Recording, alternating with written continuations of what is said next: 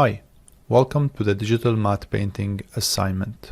I am making this video so the knowledge of digital matte painting wouldn't feel overwhelming and exhausting, because honestly, to be able to do a successful matte painting, one has to learn a lot of things, and oftentimes this is a subject that is new for many people. So my goal of this video is to provide you with something to listen to if you prefer to listen instead of do a lot of reading, as reading tends to be maybe boring or exhausting, or I don't know.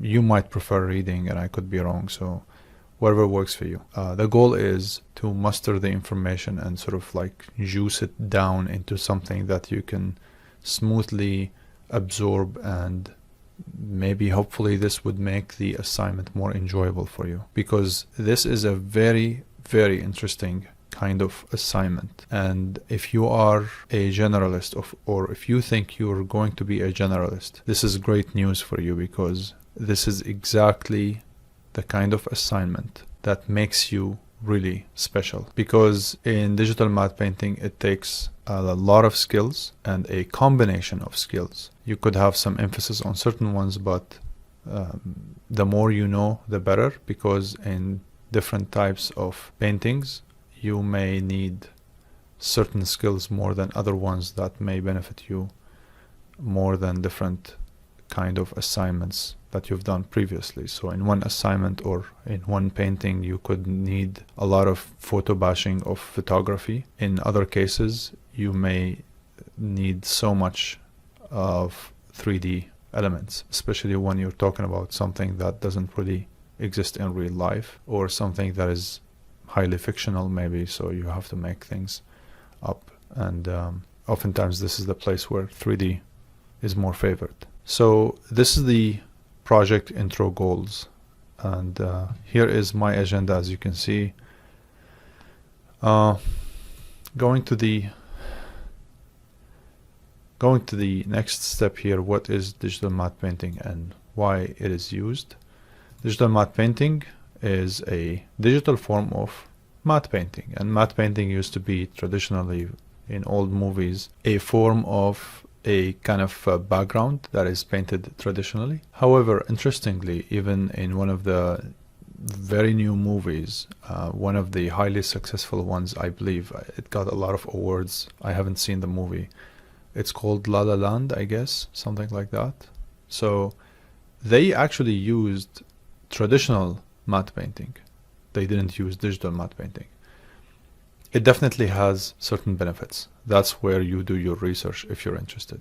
But as far as what we do as CG artists, we do the digital matte painting. And the reason digital matte painting is important and useful, it's because they use it in a way that it allows the production to have certain backgrounds to fill in the scene in a way that it would enrich the visuals, it would make the story told better and more beautifully, but without a lot of expenses, such as CG creations or realistic creations. So instead of going to Africa, you can just have that matte painting of Africa or the African scene that you're looking for. And also, I want to clarify from the beginning that digital matte painting is not only meant to serve realistic or highly realistic setups. It has been used and it is used in stylized movies or animated films, because otherwise why would, instead of making the background in 3D, you would just paint it. So keep that in mind. I'm gonna show you some examples of digital matte painting. I'm a big fan of Blizzard, and it's not because I like Blizzard I'm gonna show you the digital matte painting of Blizzard. In fact, one of the reasons I really like Blizzard is because of the cinematic work that they create, and a big part of that comes from their artwork that is in the form of digital matte painting or character creation and things like that. So a little bit of a background about me and digital matte painting and why I'm interested in it. I am a graphic designer, photographer, and 3D artist, and therefore these are three core qualifications that are needed for digital matte painting. There is an artist in Blizzard who has been with Blizzard for about 15 years plus. His name is David Luong. He's one of the artists that I highly respect, and I really admire his work. And he is one of the professors who teach digital matte painting with CG Academy. So I took the class with him. It was one of the best classes that I've had that opened my eyes to the world of digital matte painting, and I got a pretty good understanding of the whole process. So now I'm gonna step into some videos and articles that I want to show you.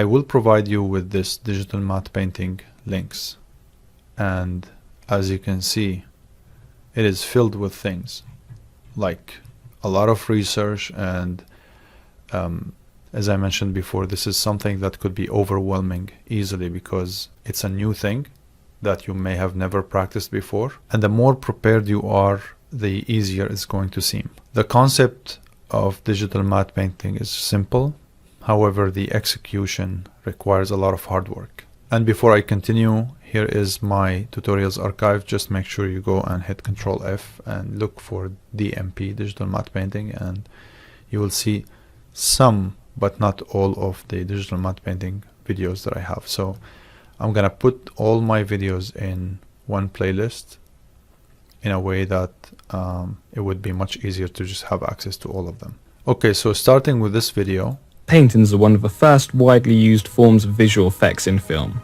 You'll have definitely seen these in most sci-fi and fantasy films before the year 2000.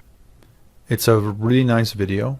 He talks about the history of digital matte painting, and you feel a lot more familiar after that video with the whole concept of digital matte painting. And it would be extremely interesting to just go back in history and see how much that has been done on movies we never expected. So this is a very nice video that I highly recommend you watch.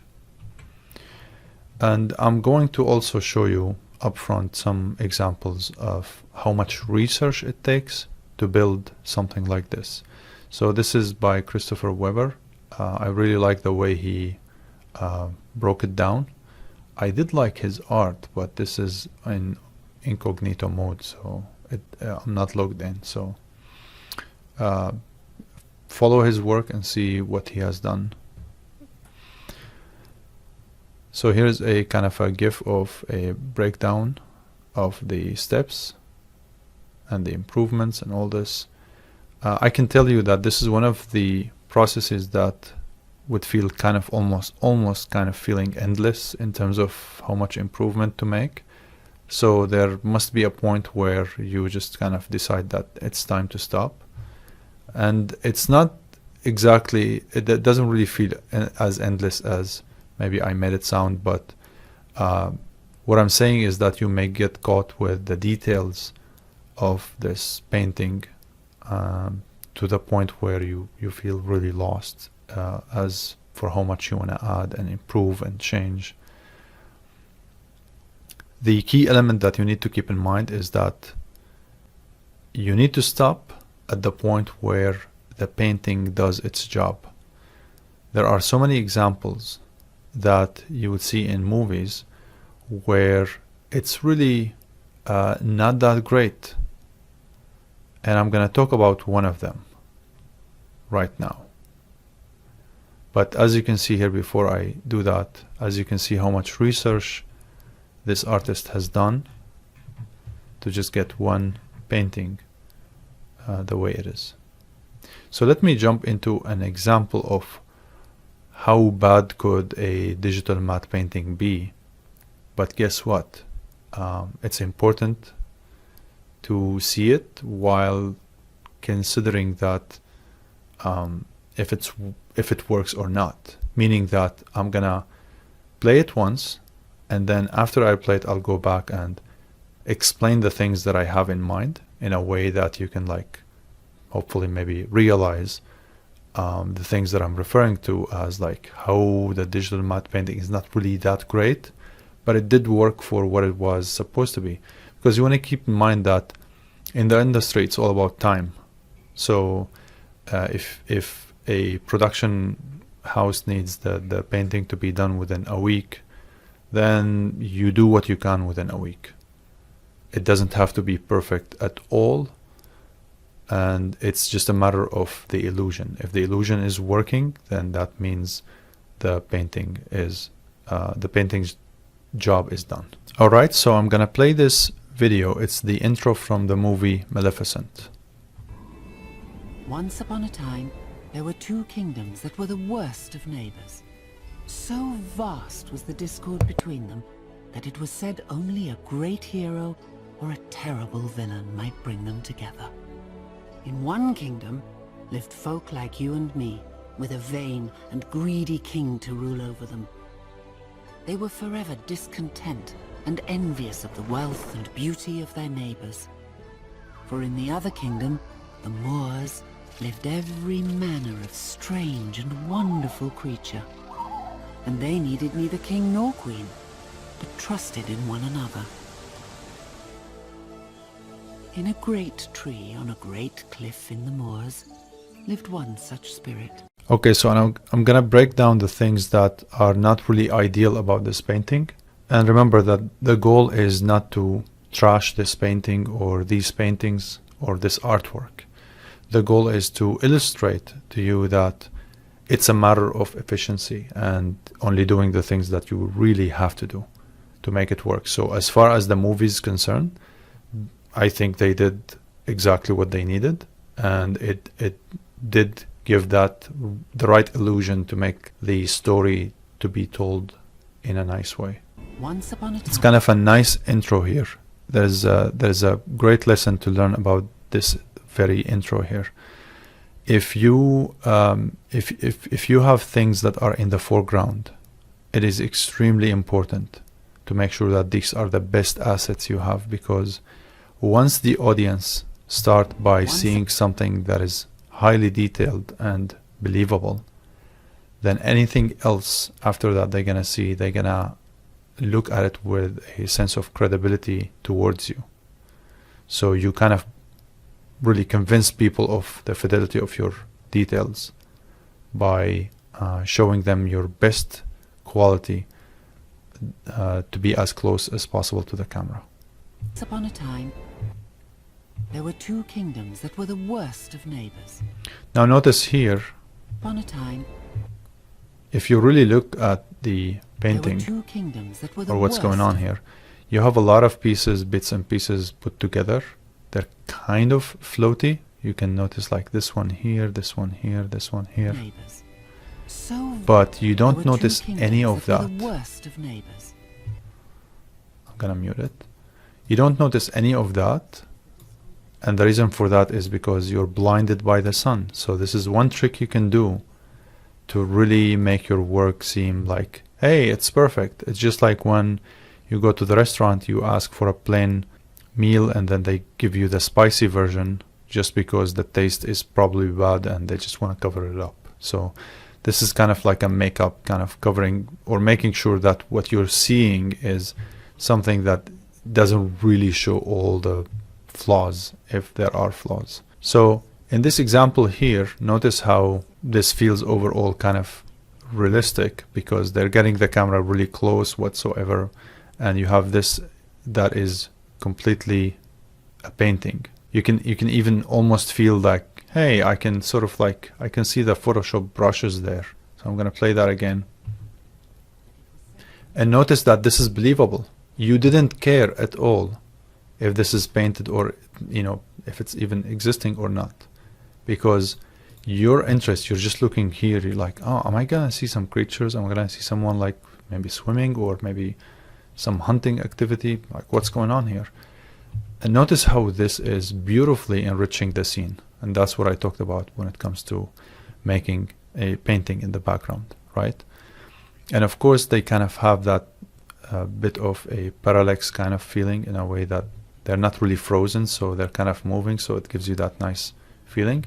But of course that line of fog is making a really nice difference, in a way that it's blending this whole chunk along with that painting. Now if you look at this part here, I believe this here, this hill with the windmill, is one layer, And then you have another layer for the grass in there in the back. This is something that they basically have it just so the movement of this hill and the windmill would feel seamless. It wouldn't feel like kind of weird. So and it works really well for the hill in here. So And greedy king to rule over them. you can almost feel that this is completely separate from this. Folk like you and me, with a vain and greedy king. And notice how these are kind of gigantic, and they cannot be, I think they over exaggerated them in a way that there's no way these big mountains are this close to this forest, because the way they're structured, they are massive to the point that you need to have some introduction to them with like a forest that is kind of almost where these mountains are eating away the trees and all this. So you cannot just have like very dense trees formation and then suddenly mountains. You could, but as far as the size, as far as the amount of fog that is in there versus zero fog in here, or almost zero fog, it's kind of unrealistic, but we don't really care. It works. But notice the shift between this layer here and notice these mountains. Notice the shift. The parallax is slightly exaggerated, and you can see some of the trees there are kind of sliding differently. So you have this layer of bushes, slightly slower bushes here, and then some bushes in there. And please take this with a grain of salt, because I am just analyzing. I'm not one of the artists who was there, and I just want to remind you that I'm not trashing this. Again, I'm using this as an example of really what makes things work, right? So I respect the work that was done in there, and I think it's pretty interesting visualization. So as far as I'm concerned, this all worked. They were forever discontent. Notice how when you're focusing here, you don't care about, you could have the Mona Lisa here chasing Da Vinci, I don't know, maybe like a unicorn here eating hot dog. You wouldn't see it. You're just kind of focused here, right? And that's kind of, again, the distraction game that we saw previously with the sunlight. And notice now at this movement here of this layer versus these mountains, it makes that feeling of like the fake kind of blending to be even more dominant. But then they're smart enough to just fade that away and transition to a different shot. And of course they have this nicely kind of transition shot from like forward movement of camera to a shot that has a similar movement, so you don't exactly feel the difference between them. For in the other kingdom, the more Notice how these are kind of more dominant. Now, if the camera gets really close and I see some of the kind of the Z depth edges here, or the thickness of those pieces, then I would assume that they are made in 3D. But if the camera just shows this side of them, I'm gonna have to assume they're 2D. lived every manner of strange and wonderful. Okay, so this is 3D, right? And therefore I would assume, again, I'm just dissecting what I understand, and I could be wrong at least some of the things that I'm saying. Kingdom, But you can notice here that these are in 3D, these here are in 3D. And again, this is kind of a wonderful example where you're actually making believable visuals in a way that, like, hey, this is cool, let me get it really close to the camera, in a way that people would just kind of like buy into everything else that we're showing them, right? And this is kind of a nice face on that kind of mountain and whatsoever. So it's like, you can notice here it's on the right third, so it is getting a good amount of attention there. Of course, the thirds and, you know, composition is a huge thing when it comes to digital matte painting. You have to be extremely careful with the composition. the Moors lived every manner of And of course, adding the birds always is a beautiful addition. strange and wonderful creature. So this is, I think, primarily here is in 3D. And of course, like, notice how very, very faint this is. One of the things that you may kind of struggle with is that your brain is going to tell you, Oh, I want to add some details or textures. When things are far in the back, this is how they look like, almost like just a plain shade. So just the stuff here are in the background. Now this is the shot that sort of bothered me. And again, if it works, by all means, but this is a perfect example where something that is so off that we could easily believe in. They needed neither king nor queen, but trusted in one another. Let me play this again, and I'm gonna talk about it now. Okay, so notice how the camera movement to these objects here is pretty quick. They needed neither king nor queen. And notice how this area here is cut off. They needed neither king. Yeah, it feels believable, but the mist doesn't feel believable here. The mist actually doesn't go in this area. If there is a height that is high enough for the impact of the water, then we get mist. So you either get mist all the way down in a way that we wouldn't see it from here, or if the height is short, then we don't get that much of mist. But either way, they went with the mist because it's the perfect way to just blend in a layer that is cropped from here all the way to anything else. Okay, so now we're getting really close and we're seeing these details. And again, once you show your audience details, they're gonna believe in everything else you show them. So now as you get close, like notice how each one of these is like really chunks and pieces. It doesn't even make sense the way they're structured. And you can see here like if you just freeze the frame and look at the backgrounds, they look kind of like faint.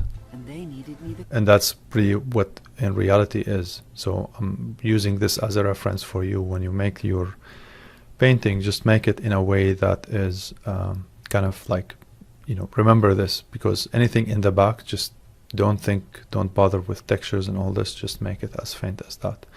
So here the size of things is kind of like really awkwardly put together. Like I wouldn't see a formation of such next to something that is, you know, this small and all this, and something that is really close to the water just kind of going all the way vertically up. I wouldn't see that, but it's put together with everything else. Now these things here are flying in place. I'm not sure why. So you could argue that, oh, maybe they're really big, so they feel like the movement is not that much, but the movement of the wings is just kind of quick in a way that it doesn't really suggest that they're that big, or that they are supposed to be slow. The other thing is like they're all kind of hovering in place. Notice here how we have a lot of mist just to kind of cover what's going on in here. So we have this kind of chunk, and you have a chunk here, and then you have a let's see, a chunk in here. You can see the line here that is blending with this. And again, the same thing, like a mountain like this, how does it start here and go all the way, and then how does it blend this way? It just doesn't feel like mixed together. And I feel like this is compositionally, this shot has way too many things to look at, and just kind of too many mountains or small mountains, or I don't know, like what do you call these? But yeah, it's just a lot of chunks and pieces. But hey, I don't think, you know, the audience would necessarily notice it. And this is a very nice example of how effective a matte painting could be. You have this in 3D, I'm assuming. You have the tree and all this, and you have everything else. Maybe this here on the right side here is in 3D, maybe some of the bushes. These could be very much like images with alpha channel, and they're moving. And now your brain is going to tell you, oh, okay, the tree I was seeing here, it was actually real, when it could be very much 2D with some small elements like this moving, right? So to kind of break that illusion a little bit, why is this branch necessarily moving and these aren't? Because this, I'm assuming it's just 2D, and they just want to tell you, or want to give you that the illusion that it's kind of alive and it's kind of reacting to the wind simulation and all this. But in the meantime, this is 2D, enriching the background, making it more interesting. Same thing for this one here. And also I'm assuming for this one too. A great tree on a great cliff in the moor. So anything that I don't see the depth of, I would assume it's just 2D. Lived one such spirit, nor queen, but trusted in one another. So every time I watch movies, I'm always interested in like, let's see. And in many cases, I fail to notice. Like the artists nowadays, they just do amazing work, both in CG or in matte painting, in a way that it's very difficult to guess. And as they say, the only CG you see is the bad CG, because the good CG you don't notice it. Okay, so moving on here to how you would build your matte painting. So when you paint, you need to have 5 different shades, minimum of 5 different shades. The darkest needs to be pure black, the brightest needs to be almost white.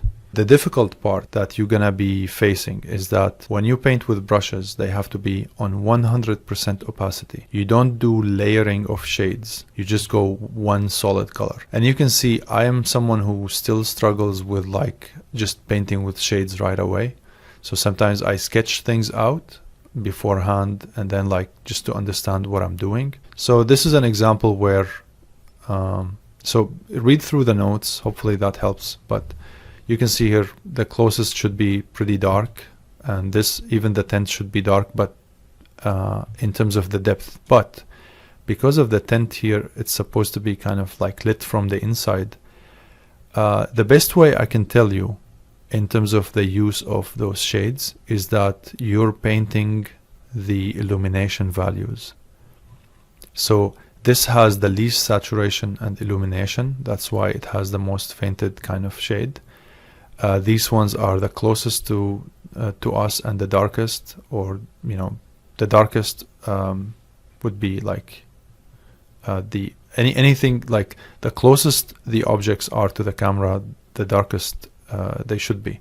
But this here is an exception, because if I paint it as just kind of black, then it just loses the idea of like a kind of a lit tint. So maybe this is something you could just draw in silhouette, and then only later you make it in a way that is kind of lit this way. But my brain was resisting, no, I gotta paint it in a way that is kind of lit. So typically you wanna stick to just shades. The other example that I want to show you here is this one. So this is a much better example. That one was like, this is the kind of stuff that you could see me doing here, just kind of warming up. Sometimes I just have my hand just doing thumbnails just to remind myself I'm only sticking to shades. I'm not doing details. And remember, you're going 100% opacity on the brush. You don't go like 70 or 60%. So it's just all solid. So this is here a better example. So this is kind of a video with audio. So I'll also share that. I sometimes also experiment with different brushes and whatsoever. So really whatever works for you in terms of the brushes. And this is a sped up video. So this is an example where, that's really how you want to make your painting, in a way that the further it is from the camera, the brighter it is. Something like this, and something where it's really close to the camera, it's pretty dark. And I paint the shades, so I would have consistent shades kind of values. One of the things that I highly recommend is to avoid things that have high perspective. Like this is something that could be kind of tricky a little bit, but it's fine. But on the previous videos, like here, these are kind of annoying to work with in matte painting, because then you're gonna start asking yourself, hold on, so this area is reflecting some illumination, so I gotta paint it maybe a different shade and brighter than this, and like you go into that.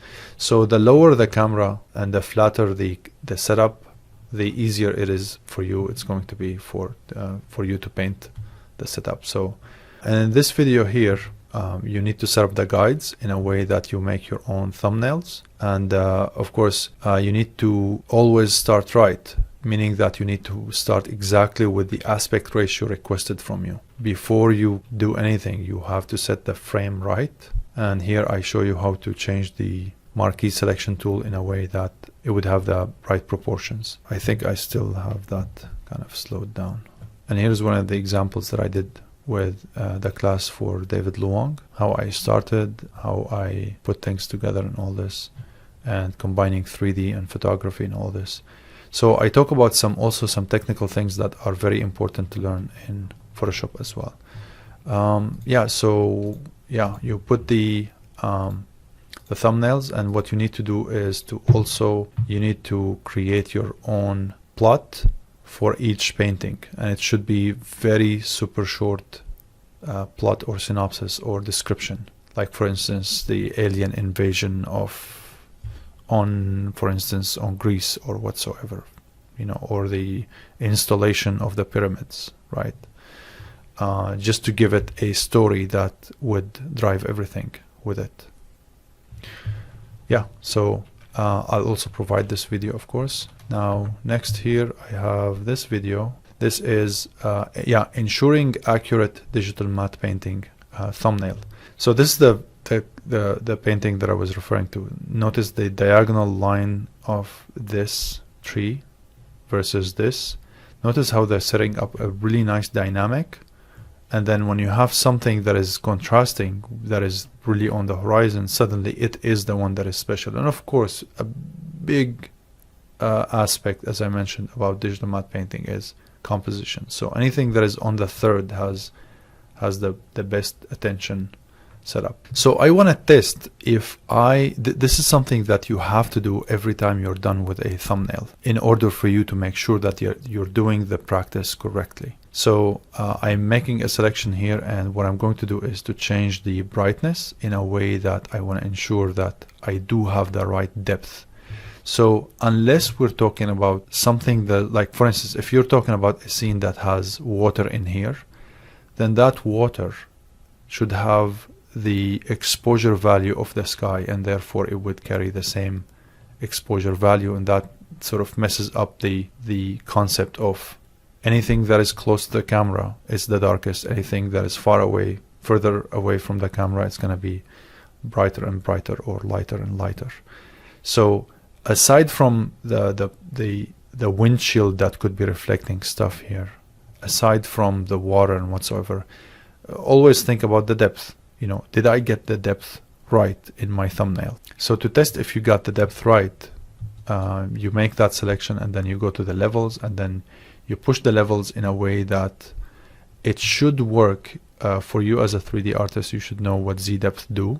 That's something I can explain if you don't. But Z-depth is what we use, is a rendering pass, or AOV, that is used to create depth of field in focus and out of focus. So if you're pushing the levels and it's actually making that gradual movement where you're seeing first, for instance here, the closest objects, then this one here is the second to this one, and then here the vehicle appearing after this, and then the depth in there, and then that mountain or tree in there. That tells me that we do have the right depth feeling, right? So that is the test that you should always do after you're done with any thumbnail. If you instead of like asking me, checking with me, like, did I get it right, this is your way of testing your thumbnail. And this is a video I made on organizing your digital matte painting files. So something that you know, just to ensure that everyone knows how to organize their layers in Photoshop. You can see here the grouping, the coloring, and all this. So I talk about that. I'm not sure if it's, I don't think this is narrated, but you can easily see the stuff that I'm doing here. You can see how you change the color and all this. Pretty simple, but my goal is to prepare you in a way that you create, hopefully you create everything in the most professional way, because this is the kind of stuff that shows instantly when people are looking at your work and you're your habits or approach of things. This is adding and blending building into a digital matte paint. So yeah, I'm adding buildings here. So this is what you do in matte painting. You grab images and you kind of like try to match them together. Some of the tools, for instance, how to use, Jesus, now it's not working. After I put the pieces together and I just kind of like maybe change the distortion in a way that they seem to be on the same vanishing line or kind of perspective lines, then I would go and change the levels. I go to change the hue and saturation and things like that. So I go through that process in that video. I'm just gonna close it. It's going crazy. Set extension, the process in which you get an image like this and your goal is to make it bigger or extended like this. So I added all of these. Some of them are kind of a little obvious, but I'm happy with the result here. But these ones where I would just kind of like, let me see how much I can go with this. And you can see the stuff here in the back. They're kind of like difficult to detect if they're real or not. But of course you can easily see that this is semi-transparent, the area here. So it is extremely fake, right? But you can still like look at these and like, yeah, these can pass without issues. So I go through that process as well. In this example here, I show how you can create in After Effects. You can take an image and do what is called map projection. And just out of one image, I grab that image and put it in front of the camera and I shine light through it, and then I block that light or illumination with planes that are behaving like wall. So it's almost like the real projection and real world. You have a projection and you have the walls to block it, because without the walls you don't get the projection. And then later on, as you move the camera, you get that sense of 3D, even though this is merely just an image. And as you can see here, I pushed it a lot to the point that I broke it, but you do get that feeling of 3D out of just a single image. And all of that is using After Effects. Here's another example by a student work. I'm guessing her name was Jennifer. That was ages ago. This was by Grant. He did a great job there. And this is the ultimate test here. Like, you take it back and forth. If you do feel that kind of like three-dimensional feeling, that means you've done a terrific job. That's what Grant did there. Grant Johnson, I believe. This is by Stephanie Stoner. This was by Quincy, I believe. Yeah, very nice work there. You can see pretty challenging areas, and with all the arcs, that's pretty challenging. So if you need to do something like this, you can definitely rely on this technique, but it's not something that I would say like you have to do it this way or you need to do it this way. This is a video on how you can do digital matte painting all in Maya in a way that you get these cool results. I'm just gonna move on to this one while the ad is gone. This is one of the videos that shows 3D tracking. I do have videos on 3D tracking, but in this video he takes objects from Maya and records the camera or the rendering of them, and you can see he goes through that process. It's very tricky. Unfortunately, After Effects, they have no interest in providing this, at least not for free anymore, and therefore you would have to use a lot of tricks, and this guy goes through them. So I would really recommend that you check his video if you're interested in that process. It's definitely worth checking, at least for out of interest maybe. So in this video here, this is what he ends with. Like, he created the whole digital matte painting just using Maya. And of course you can kind of guess that there's some sort of limitation, but again, just like I mentioned from Maleficent, it's really about what works for you. This guy has a terrific channel. He has some really nice videos, really good pacing. He is straight to the point. I really recommend you follow his channel, subscribe, like his videos. He has some really valuable stuff there. And this video, he shows how to blend images together, even though they're kind of super unrealistic, but look how he makes it to blend really nicely, which is a big test of what he has done there, like to kind of make these two images that are completely irrelevant to kind of blend. And this is a key thing when it comes to making digital matte painting, because you get a mountain, perfect mountain, in a completely different environment, and you need to make them blend, and that's your job. So I will provide that all in one place for you, all of these links in here. This is a terrific, wonderful breakdown, and the way they show you the breakdown of the matte painting that they have done, like for instance here they show you, I think they show you the result first, and then they show you how they broke it down and how they put the effects together. Yeah, that's how it starts, and then they take you all the way into like, okay, so here's the shot that we created, and then they show you how they put things together, they remove the background and whatsoever. Yeah, so fun stuff. Just to give you some insights on what kind of stuff the digital matte painting is just perfectly meant to provide. And it's not just about the result of the matte painting, it's about the way you strategically think and plan and achieve things in a way that is efficient, well made. And once you have the understanding of how digital matte painting works, then you become in a way you have that activation of level of thinking. You can always come up with smart solutions for things. So the wiring, if you must, of how digital matte painting works is also another valuable addition this assignment will bring to you. So notice the before and after of this. So basically you can think of it as the editing, the Photoshop editing that people do, but with videos and camera movements. Yeah, this is a really nice breakdown of the parallax. And now you can have a camera movement. If this camera was higher, this shot would have been a lot more challenging. So that's why keeping the camera lower is key to make things a little bit easier.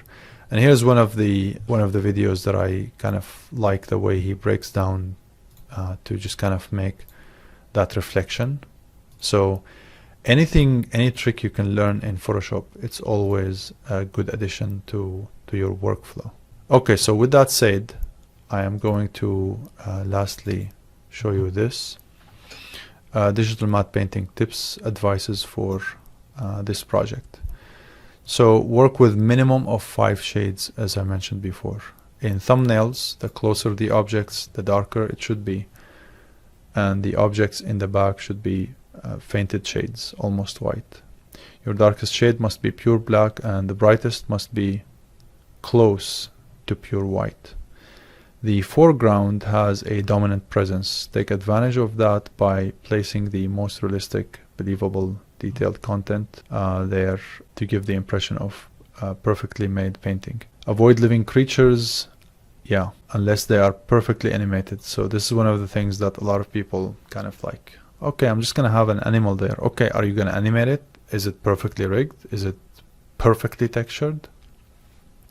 If not, then avoid it. And for humans, if they are far away, it would work just fine. And let me show you here what is known as the stick salesman.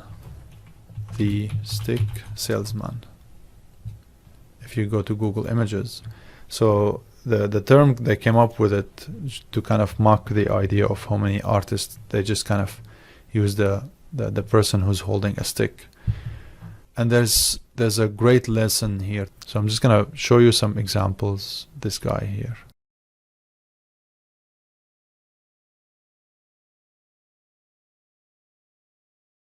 Why is there a person with a stick? Imagine this scenery without this person. It would feel not necessarily empty or vague. First of all, it would miss that human touch, but most importantly, it's gonna miss the focal point. And what is the focal point, in case you didn't know? The focal point is the thing that you're going to look at instantly, as soon as you look, your eyes are kind of going towards a painting. It's the first thing that is gonna be like the magnet for your attention. That's gonna be in this case, for instance. But if we're talking about a finished and polished piece, there has to be a focal point, and typically there is a primary focal point and then secondary. So in this case it's this one, and then here's the secondary. In this case it's kind of lost on me, because this is interesting, this is interesting, and this is interesting. So avoid having things in a way like a blanket of details where you have a lot of details. You need to leave a room for thoughts, for meditation. Like for instance, because this is kind of really plain and soft, our attention stays in here. This is the primary focal point, and then here are the secondary focal point, right? So don't exhaust the audience attention. So in this case here, for instance, I kind of have the same issue. Like, okay, this is highly detailed, this is highly detailed, this is all highly detailed. I have no idea where to look for. Your eye could go there, and my eyes could go there, someone's eye could go there. So that is a sign of, okay, it looks cool whatsoever, but personally, as a finished piece, I don't feel like, it's there. The same one here, kind of like, this is super detailed. It's kind of like hard to pick between this and this. This one, I would instantly look at this person, and then this is the secondary focal point. This is the first one, especially with that face that is kind of brighter. This is the primary focal point, secondary focal point. This is the primary attention there. So it's really important to have one image that gets your attention. And I can elaborate more on the focal point, but you should always have something that sort of drives the narrative or drives story, or maybe invoke some emotions in the audience when they look at the work, right? Yeah, so that is the concept, or the kind of the joke about the stick salesman. Like, why is there always someone who's holding a stick? Oh, maybe he's selling those sticks, right? Okay. If you have elements that would naturally be moving constantly, such as branch or leaves whatsoever, then either make them animated right or just get rid of them. Like for instance, if you have someone with fur, like if we were to go back to those images, right, and if we were to look at, let's say, something like this, if you're showing me movement on the water and the candle, like flickering kind of lighting and whatsoever, suggesting that things are animated, and then you have some ripples here and some sort of like wobbly movement, then I would be very surprised if these things that seem to be thin, if they weren't moving or affected by the wind. So be careful what you wish for, in a way that don't make one of them to be more realistic than other ones. The only thing you should kind of you should break the balance, or plan for it to be in a way that is different from one spot to another, is, you do have a lot of noise in here and you're taking attention from this area, but it's still like I'm still looking here, and that's because these are not really super detailed, right? So the background here is kind of soft, it's not really as detailed, and same here, it's kind of really dark, so it keeps your attention here. That's nice.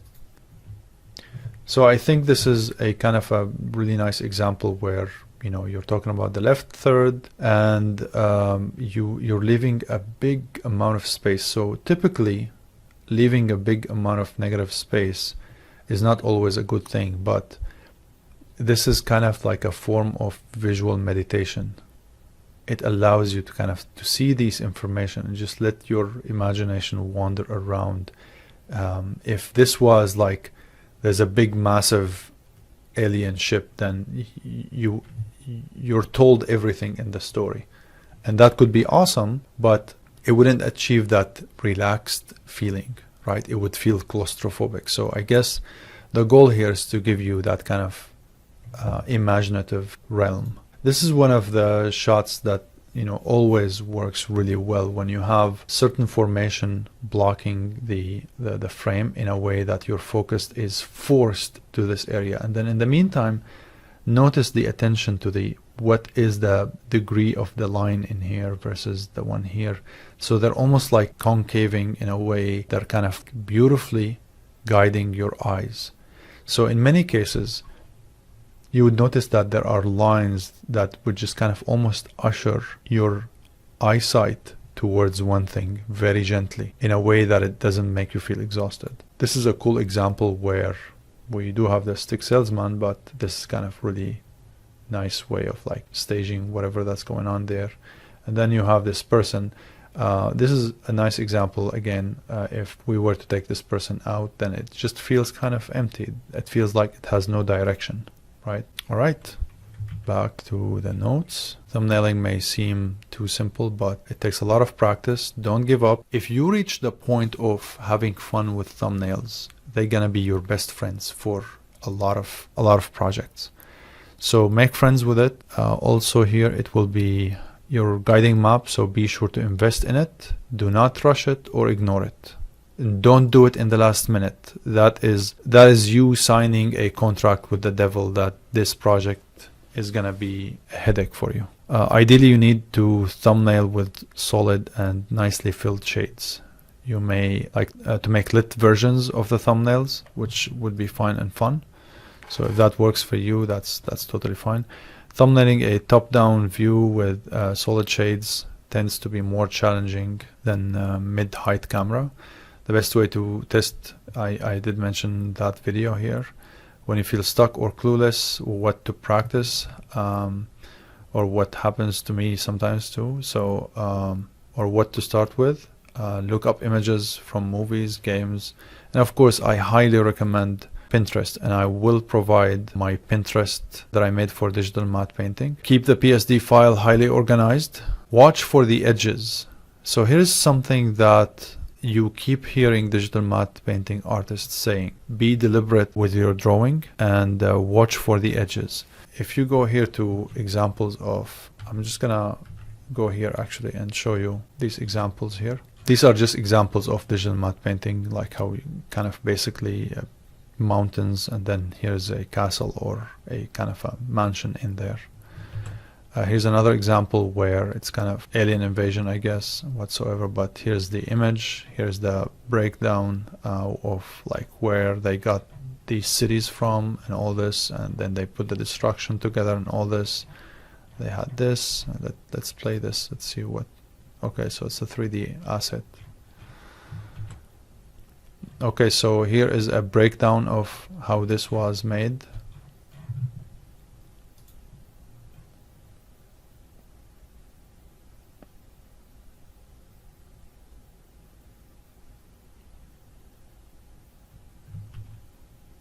And here's also a breakdown of this one.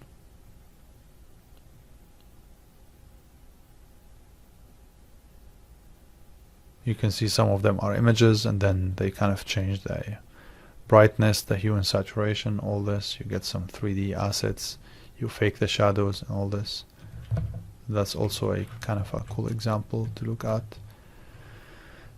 This is a really nice example here, especially with the thumbnails. So notice how in the thumbnails they don't have like fuzzy lines on these mountains or any of the assets in there, or the drawings or the layers.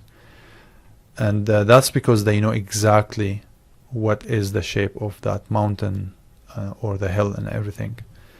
So if you have things where like, well, here is some sort of a form of a kind of a mountain, then it's kind of like really confusing, and you yourself don't really know what you're doing, and then you may end up with surprises and all that. So be deliberate with the lines, meaning that know if you're making a mountain or a hill or you're making a kind of a castle.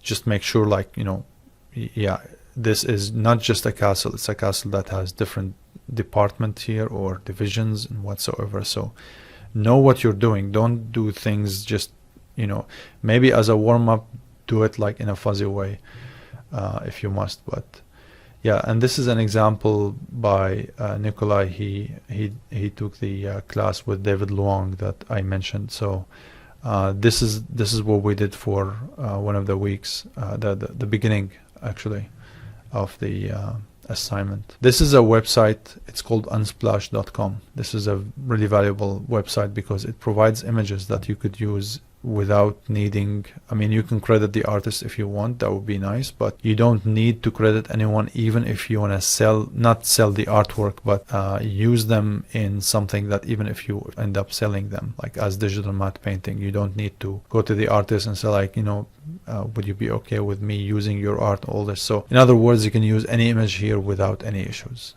So going back to the list here, be deliberate and and watch for the edges. The edges are always like there are some fuzzy lines and all this, so clean them up and be deliberate with them.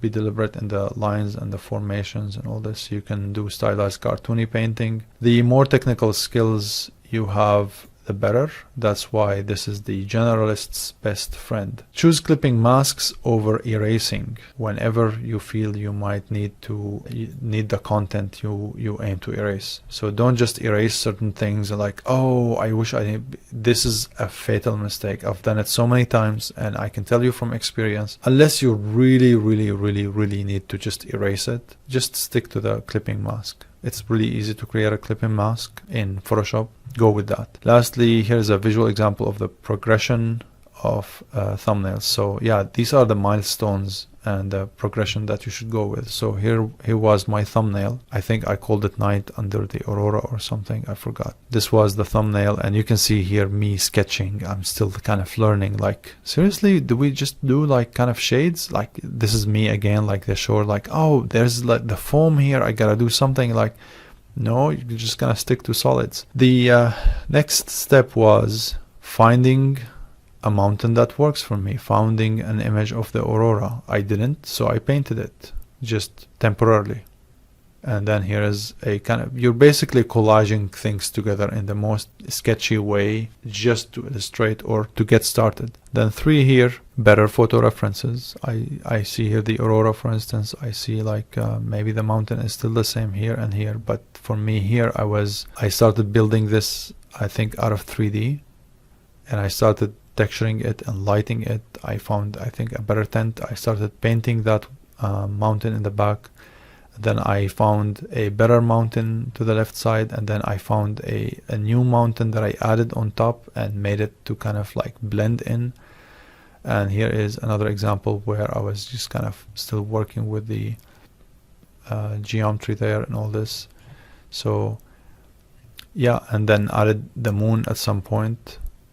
And let me show you the final result. So these are the paintings that I started with, the 2 favorite ones that I liked. I improved their visualization and in a way that I needed to know which one I really like. So I picked this one. Then the weeks after, this was the 3rd work in progress, and then here's the one that I just showed you. And here's one of the kind of full painting kind of work in progress. And here is, I think, almost the final one. And you can see, for instance, some, like, I'm still like, this is kind of like the foam of the water and whatsoever. I'm still kind of like thinking about that, and maybe I think towards the end I erased it because it's really dark. I wouldn't really see it necessarily. Experimenting with the water reflection, figuring out the edges here. You can see it feels like really sharp edge, and I think they kind of technically kind of faint just towards the edges in a way. So I'm paying a lot of attention to all of these things. I go back to references, and the moon, like, I struggled to kind of like, I made the moon this way or I made it this way, and like David was telling me, no, like it has to be this way. This is how. Because you want to keep in mind, for instance, like when you see the auroras, that you don't really see it when you're there. This is, I believe, a long exposure shot, meaning you keep the camera open for a while and it's just absorbing all the lighting. So technically, when you capture an image like this, that is a long shutter, and technically I shouldn't be seeing that crisp details. See, that's one of the mistakes that I just noticed now as I'm explaining to you, right? And you get that overexposed kind of halo of the moon. And I believe this is the last result. Yeah, this is the final one. Yeah, so this was one of the assignments that I made. It was the one that I dedicated the most time to, but my time is always limited, so it's kind of tricky. Another assignment that I got from that class was to take an image and to change the season or the time of the day. So I took this and I changed it to this. And here is a GIF that goes through like the transition of both.